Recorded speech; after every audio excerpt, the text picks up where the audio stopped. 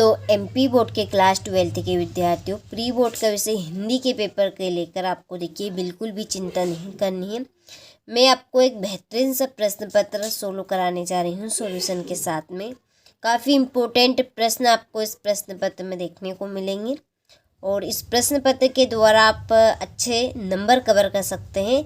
तो आप सभी को पूरा प्रश्न पत्र अच्छे से रीड करना है। परीक्षा हॉल में जाने से पहले एक बार आपको अच्छे से इसको रीड कर लेना है, ठीक है, क्योंकि 100% श्योर पूरे आने का आपका चांस है। चलिए तो बढ़ते हैं प्रश्न की ओर, करते हैं कंप्लीट प्रश्नों को। पहले प्रश्न में सही विकल्प का चयन कर लिखिए।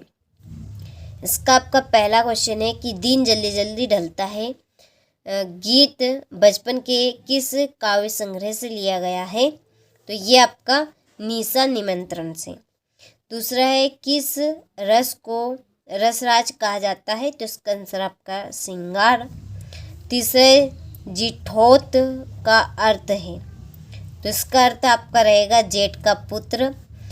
चौथा है अंगार उगलना का अर्थ है, इसका आंसर कठोर वचन कहना। और मराठी भाषा में लिखी गई कहानी सूझ का हिंदी अनुवाद क्या है? तो इसका हिंदी अनुवाद है केशव प्रथम वीर। ठीक है, चलिए आगे है कि भारत में पहला छापखाना खुला कब खुला? 1556 ईस्वी में।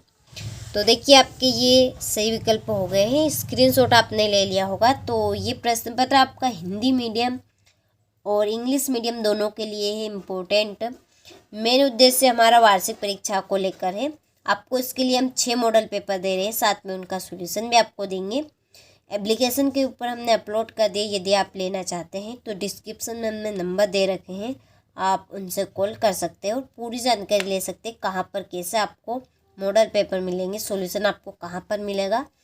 तो ये सारी जानकारी के लिए आप कॉल कर सकते हैं, हमने नंबर दे रखे हैं। ठीक है, तो चलिए देखते हैं पहला प्रश्न। रिक्त स्थान में सही का चयन कर आपको लिखना है।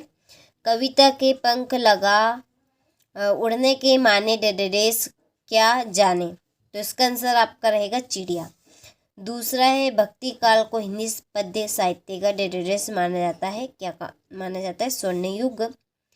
तीसरा है काव्य का शरीर डेडेस को कहा जाता है, तो इसका आंसर रस। चौथा मेला अंचल उपन्यास के लेखक डेडेस है फणीश्वर नाथ रेणु। पांचवा वाक्यों में किसी बात को साधारण रूप से कहा जाता है, तो इसका आंसर विधिवाचक वाक्य रहेगा। और छठा है यशोधर बाबू मूल रूप से डेडेस के रहने वाले थे, इसका आंसर है आपका कुमाऊं के। और सातवां है संपादक के नाम पत्र स्तंभ डेडेस को प्रतिबिंब करता है, तो इसका आंसर है आपका जनमत। ठीक है, चलिए तो स्क्रीनशॉट आप ले लीजिए यहाँ से। फिर है सही जोड़ी बनाकर लिखिए। पहला है बादल राग, तो इसकी आपकी जोड़ी रहेगी निराला। दूसरी वर्ण के बोलने में लगा समय, इसकी जोड़ी है आपकी मात्रा। पहलवान की ढोलक, इसकी जोड़ी है फणीश्वर नाथ रेणु।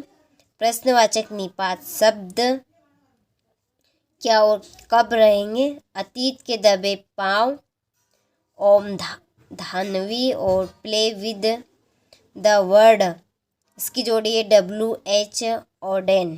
ठीक है, चलिए तो स्क्रीनशॉट आप ले लीजिए यहाँ से।